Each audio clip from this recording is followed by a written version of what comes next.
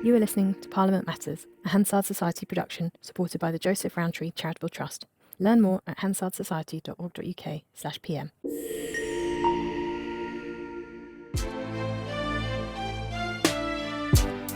Hello and welcome to a bonus edition of Parliament Matters. I'm Mark Darcy. And I'm Ruth Fox. And in this edition we're talking to Rob Hutton, columnist and sketchwriter for the Critic Magazine, about the way he practices one of Britain's oldest journalistic arts, sketching the proceedings of Parliament.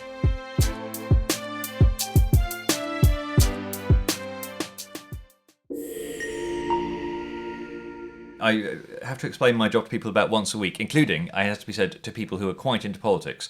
So a sketchwriter's job is to convey in words, I don't actually draw pictures, to convey in words what it was like to watch something, the feeling of a particular day. And some of that is, as it were, great events. So I, did the Queen's funeral and the coronation and that kind of thing, and just sort of how it felt. And generally, but not always, generally these are, you put some jokes in, you try to keep it light. I try to describe it as what it would be like if the reader was sitting next to the press in the press gallery, because you will know that up in the press gallery of the House of Commons, there's sort of benches and benches of reporters, and when it's busy, there's a sort of running commentary that's going down the line of, well, he would say that, or... what an idiot. Yes, and moments where, when Yvette Cooper was making a speech in the Commons recently, there was a moment where she made a joke so bad that literally heads went onto desks. And the thing is, it's great fun. Actually, one of the reasons why I've always loved being in journalism is that all kinds of journalism is great fun. And even when you're writing very serious stuff, that's not necessarily what the conversation in the room is like. And the idea of the sketch is sort of, come and sit with us while we watch Prime Minister's Questions, and we will try to give you a flavour of how it felt. The thing about it, the advantage it has over straight reporting, is that you can talk about how plausible, in a sense, the things that people are saying are. So, were I writing for Bloomberg, you'd sort of say, well, Rishi Sunak says this, Rishi Sunak says that, and you try and explain to your readers, well, he's trying to position himself, he's got this problem, he's got that problem. With a sketch, it's much easier to say, for instance, Rishi Sunak is losing his temper.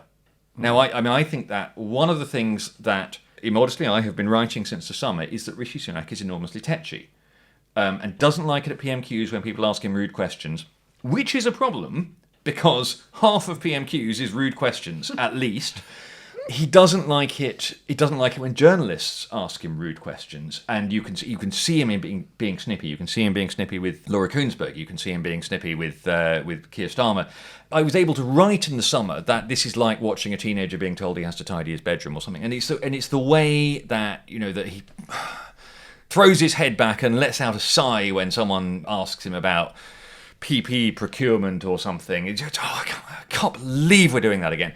And I would never have been able to do that in a news story. With the first time that news reporters were able to do it was with the Greek Prime Minister, when he told the Greek Prime Minister essentially that the meeting was off. Because there you have an actual, solid, incontrovertible, he's had a tantrum. Yeah, this was the Parthenon Marbles moment. Yes, but the sketchwriters had all seen this much earlier. So we were obviously we were delighted about the Parthenon Marbles, but we were delighted because we had seen that this was coming. Do you ever get pushback from them? Do they ever come back to you, the sort of subjects of your satire, and they come back and say, take issue with you, or much less or than number you'd 10 think. Officials, or you get feedback. A very senior government minister has described me as quite annoying. I'm sure you treasure that. Yeah, I do. I was really pleased.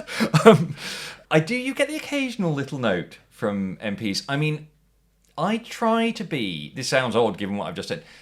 I do try to be sympathetic to MPs. Fundamentally, I think that MPs are doing an important job and a really difficult job. And although there are moments in their lives that are ridiculous, this is not universal, and I'm sure people could find examples to call me out. I try not to just say, this person is an idiot, if you see what I mean. There are people lots of people might think, I don't understand why he is doing this, but he or she will have a reason why they're doing it, and it will seem reasonable to them. And I think sometimes you can say, look, what this person said was daft. I mean, quite often. But that's not quite the same as saying that they're daft. I did I mean, you do occasionally get little sad notes from people saying they sort of enjoyed the sketch, but they didn't feel it was quite fair. But actually, much less than you think. I mean, to a surprising extent, these guys like to be written about. I mean, I know one MP. Listeners will probably be able to guess which MP. When my dear late colleague Simon Hoggart died about 10 years ago and was replaced by John Crace, Hoggart had particular characters that he liked to feature, and John quite reasonably sort of felt he was going to do the sketch his way, which is the only way you can do it. And one of the MPs that Simon had liked to write about got in touch and asked if John too would be writing about it. Would you like to mock me? No. I said, he did you. I'm doing other people. Do you feel you've been especially blessed? I mean, you've been doing this job for, 2 years now? 3 years. 3 years now. So yeah. You've had the era of Boris Johnson, you've had the brief interlude of Liz Truss, and now you've got Rishi Sunak. And that was so great, the Liz Truss. I mean, it'll never be as good as it was. Yes, I mean, the actual question the question you should be asking: do I worry? Do I worry about the future we might be approaching? Will you have as much fun sketching Keir Starmer as Prime Minister? I mean, and the answer is I do worry. But you see, I worried when Rishi Sunak was appointed. I thought he is objectively more sensible than Boris Johnson, and yet you find other things. I firmly believe that the Lord loves sketchwriters and continues to provide. And so we will just find other things to write about. It may not be as target-rich an environment. Reading the sketches that you produced about Boris Johnson in front of the COVID inquiry, there was a feeling that you were kind of reprising your greatest hits a bit here, because this is all the stuff you'd been writing about when he was Prime Minister. Chance to say it again. I will never be able to pass up an opportunity to write about Boris, I'm afraid. I mean, I should make it clear. Look, I live in this country.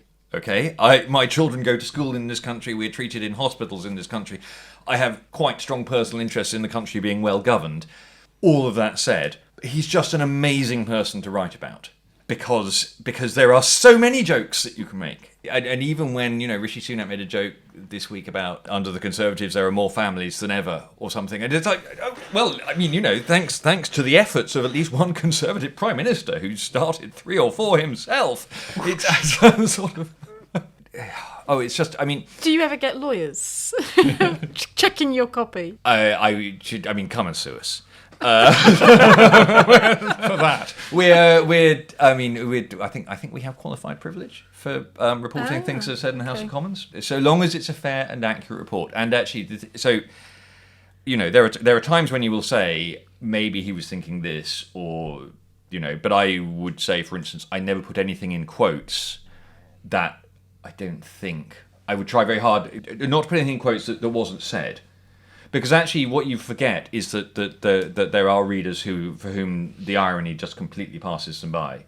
And, you sort of have to say, no, that was he wasn't actually wearing a spacesuit, or whatever it is.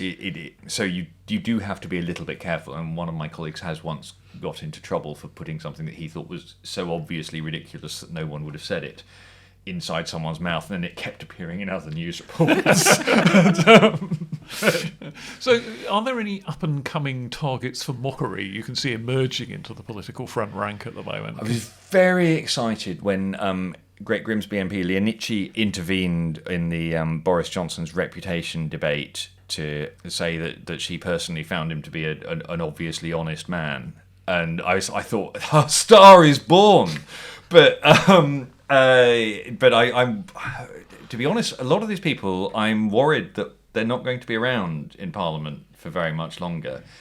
So a whole new load of people. Yes, well, there will be, and they will quite possibly be on the Labour benches.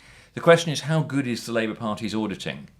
Are there going to be people? But even if they try, in a way, you end up getting... I mean, this is the sort of... If you look back at the stuff that was written in 97 about, who are the stars, who are the sensible people, this kind of thing, some of these people turn out to be a great gift to the sketchwriters nonetheless when they actually get here.